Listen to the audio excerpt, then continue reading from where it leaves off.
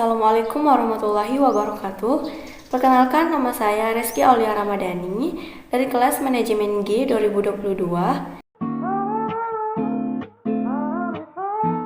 Tiga subsistem filsafat terdiri atas ontologi, epistemologi, dan aksiologi. Secara bahasa, kata ontologi berasal dari kata ontos yang berarti berada atau yang ada. Kata epistemologi berasal dari bahasa Yunani yang terdiri dari dua suku kata, yaitu logia artinya pengetahuan dan episteme yang artinya tentang pengetahuan. Dan kata aksiologi berasal dari kata aksios yang berarti bermanfaat.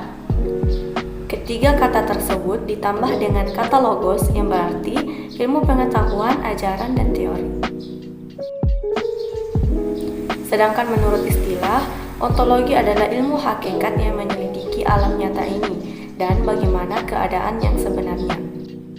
Yang kedua, epistemologi adalah ilmu yang membahas secara mendalam segenap proses penyusunan pengetahuan yang benar. Sedangkan aksiologi adalah ilmu pengetahuan yang menyelidiki hakikat nilai yang ditinjau dari sudut kefilsafatan.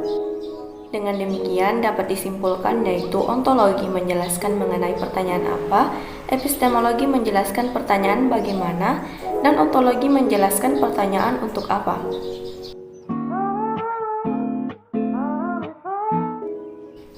Contoh kegiatan atau aktivitas menurut perspektif ontologi, epistemologi, dan aksiologi.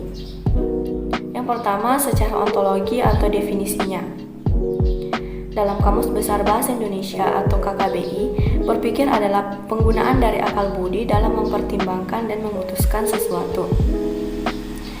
Berpikir merupakan suatu aktivitas yang menggunakan akal budi untuk mempertimbangkan dan memutuskan sesuatu dan pencarian jawaban dalam mendapatkan suatu maksud tertentu. Yang kedua, secara epistemologi atau bagaimana dan bagaimana proses berpikir itu. Berpikir melibatkan manipulasi otak terhadap informasi, seperti saat kita membentuk konsep, terlibat dalam pemecahan masalah, melakukan penalaran, dan membuat keputusan. Proses berpikir itu sendiri dapat digolongkan ke dalam dua jenis, yaitu berpikir asosiatif dan berpikir terarah. Berpikir asosiatif adalah proses berpikir di mana suatu ide merangsang timbulnya ide-ide lain. Sedangkan berpikir terarah adalah berpikir yang sudah ditentukan sebelumnya dan diarahkan pada sesuatu, biasanya diarahkan pada pemecahan suatu persoalan. Yang ketiga, secara aksiologi atau untuk apa. Apa saja menjadi objek berpikir manusia, dan bahwa sesungguhnya berpikir merupakan proses pembuahan pengetahuan. Pengetahuan sebagai produk berpikir bukan saja menjadikan manusia kenal siapa dirinya, kenal siapa penciptanya, dan segala hal yang mampu dijangkau panca indera dan pikirannya.